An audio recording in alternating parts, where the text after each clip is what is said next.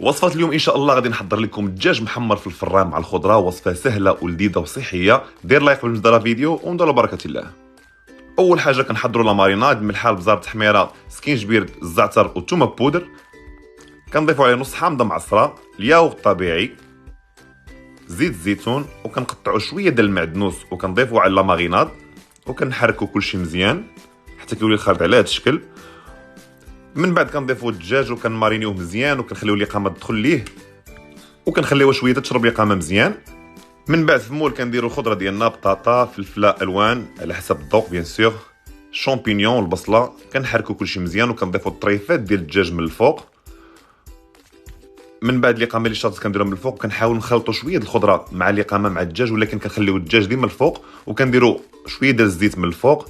ومن بعد كنغطيو المول ديالنا بابي كويسون، بابي الومنيوم، كندخلوه في الفران يتحمر على خاطرو. من بعد كنديروا واحد الخويط كبير ديال زيت الزيتون وشويه ديال المعدنوس من الفوق.